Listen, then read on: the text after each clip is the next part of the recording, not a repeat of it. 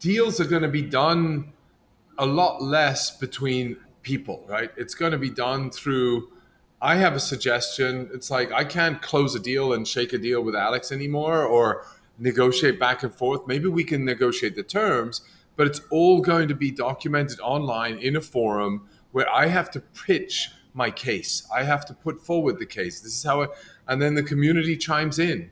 And then if there's enough community engagement, then maybe it gets put forward as a proposal.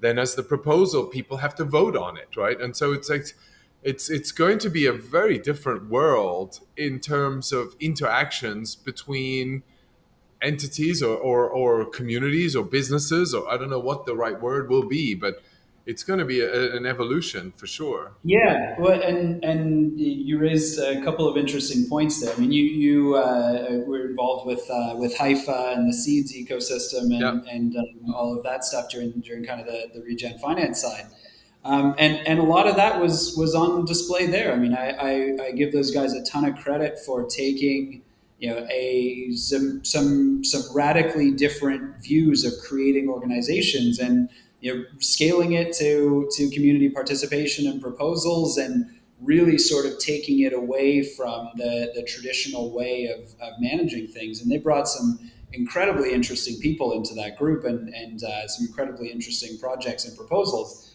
This kind of radically different way of running decentralized organizations.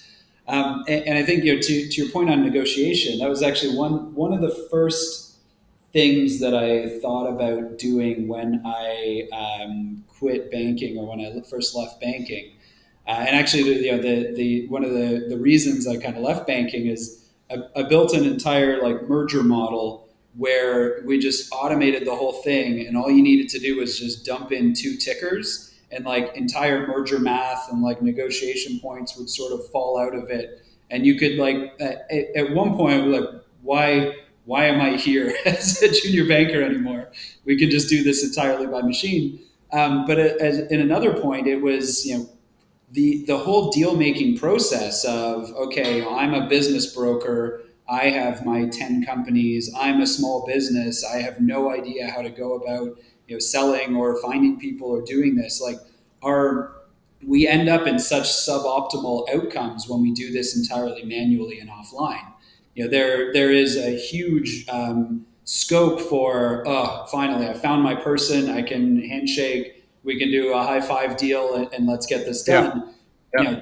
What's the rule on humans? You can only have like 150 real contacts before it's just beyond our capacity to manage it.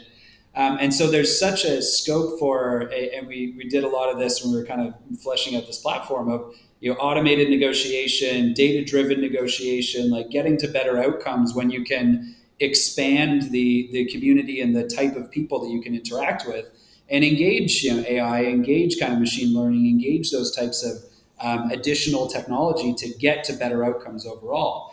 And I think it's really these sort of hybrid governance mechanisms that allow you to do that, where it's not just purely offline, shake the hand. It's not purely this is the outcome and it's a black box how we got there.